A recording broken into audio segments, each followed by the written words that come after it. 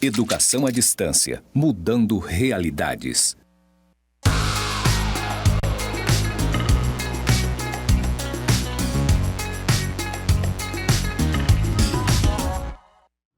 Saudações, pessoas! Sejam bem-vindos aos cursos do Instituto Federal de Educação, Ciência e Tecnologia de Rondônia, o IFRO, Campus Porto Velho, Zona Norte. Você está na licenciatura em Pedagogia EAD.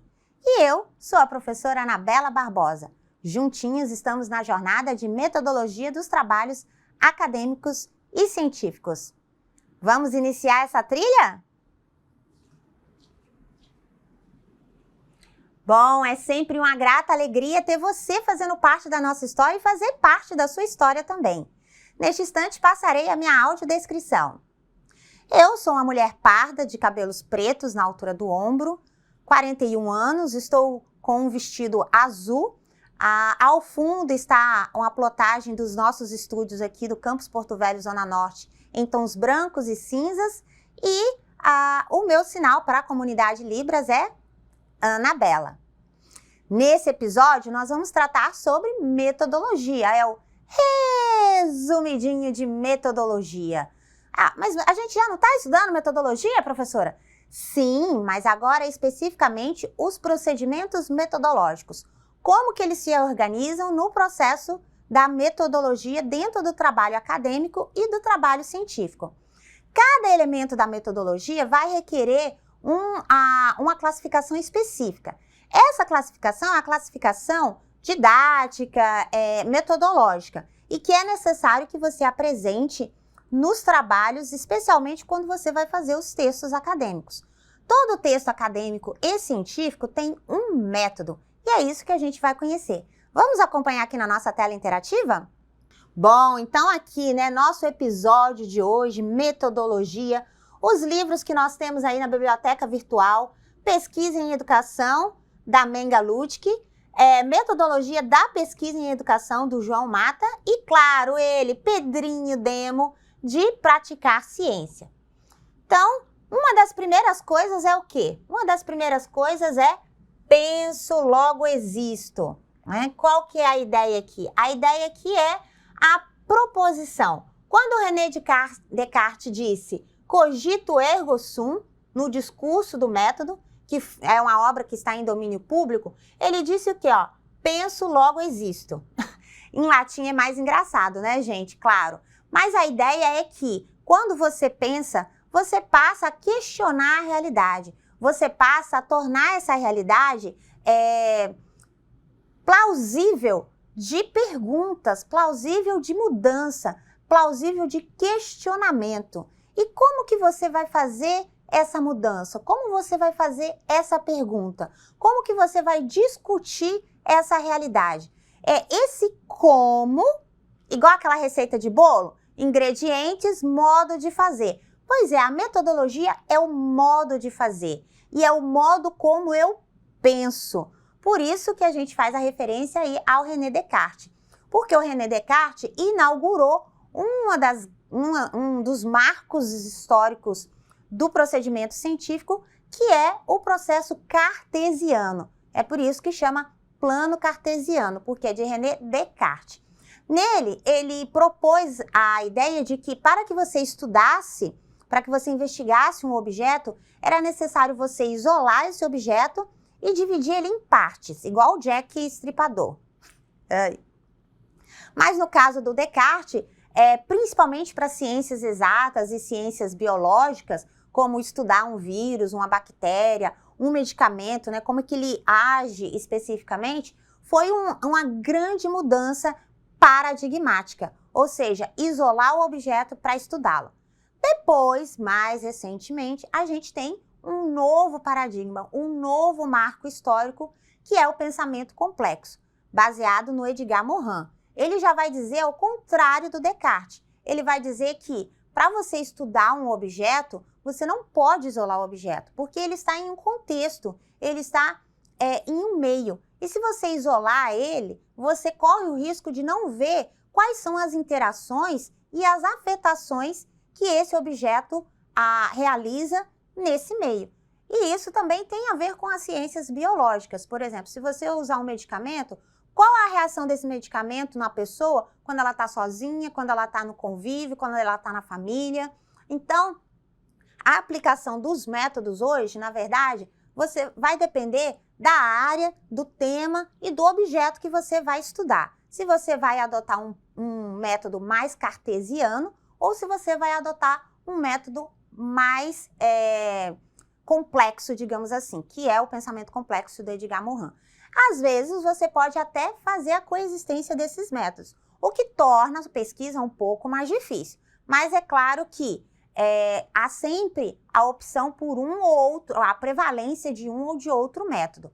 As técnicas de pesquisa vão estar em todos os dois métodos, tá? Então, lembrando, método é essa concepção maior sobre como se faz a pesquisa. Então, você tem um plano cartesiano e você tem um plano da complexidade, ok? Essas são as principais, os grandes paradigmas da pesquisa. Vamos acompanhar aqui a nossa próxima etapa sobre metodologia. E agora, o que vem?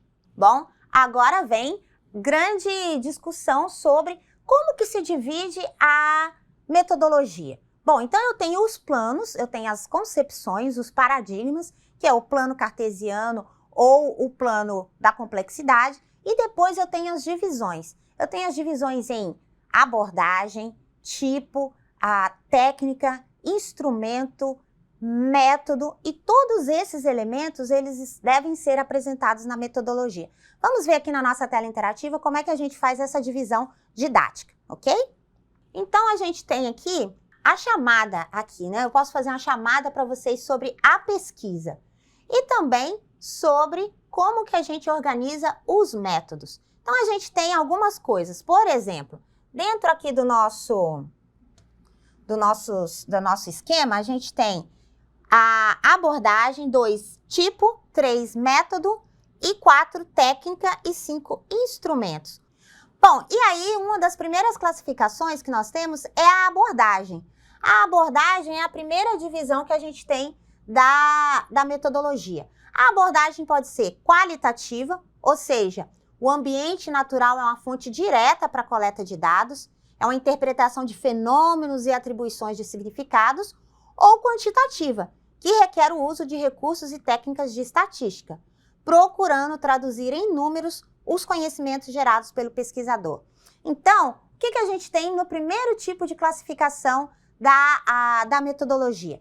A metodologia vai ter os dois paradigmas, se é a complexidade ou se é o plano cartesiano. Depois você vai ter sobre a abordagem. Então, a segunda grande classificação do processo metodológico é a abordagem. Então, você tem que definir, na hora que você escrever o texto, olha, esta é uma pesquisa pautada pelo paradigma cartesiano, ou essa é uma pesquisa pautada pelo plano da complexidade.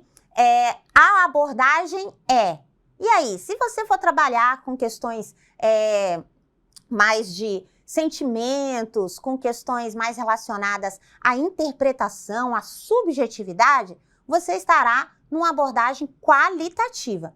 Se você estiver trabalhando por uma questão mais de estatística, mais numérica, então, quantidade de alunos que foram aprovados no ensino fundamental. Aí você tem uma abordagem quantitativa. Agora, se você tem quantidade e subjetividade, você vai ter uma abordagem mista. Você pode ter ela separadamente ou vocês podem ter ela mista. Lembrando que se de repente a pesquisa, o trabalho que você está realizando, ele pode ter alguns elementos de quantidade, mas se a prevalência do conteúdo da sua pesquisa é a subjetividade, por exemplo, o discurso do professor, analisar a história de vida do professor, a história de uma escola, esses elementos, eles são qualitativos. Então, a abordagem da pesquisa é qualitativa. Se você também, junto com essa abordagem subjetiva, você vai tratar de questões de indicadores, então, indicadores de faixa etária, tipo de formação, dados de de identidade, de gênero, então você está trabalhando com a questão quantitativa. Portanto, se houver os dois elementos, a sua abordagem é mista, qualitativa e quantitativa. E aí você tem que informar o que é qualitativo e o que é quantitativo. Mas você não pode só colocar a pesquisa está no plano cartesiano ou no plano da complexidade e terá abordagem qualitativa. Abordagem qualitativa do quê? O quê? Não sei. Então você tem que dizer, é uma abordagem qualitativa que versará sobre a história de uma escola, a história e os impactos dessa escola na comunidade local, bem como na região, como ela contribuiu para a construção do ideário de educação. Então você tem que dizer qual que é essa abordagem qualitativa. Se você também tem abordagem quantitativa, você vai fazer a mesma descrição.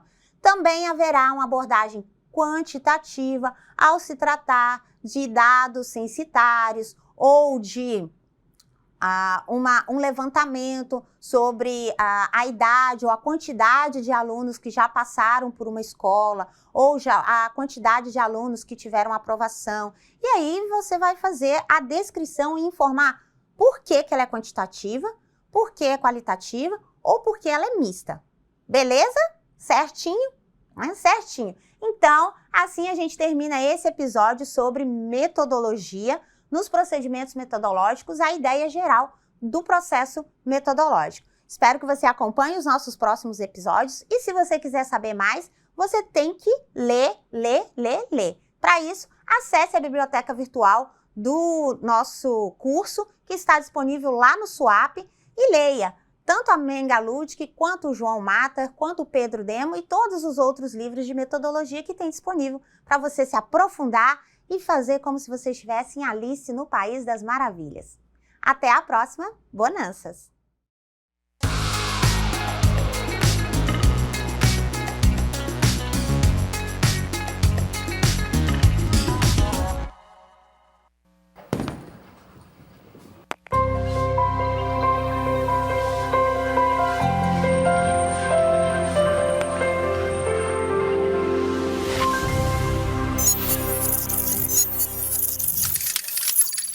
Educação à distância, mudando realidades.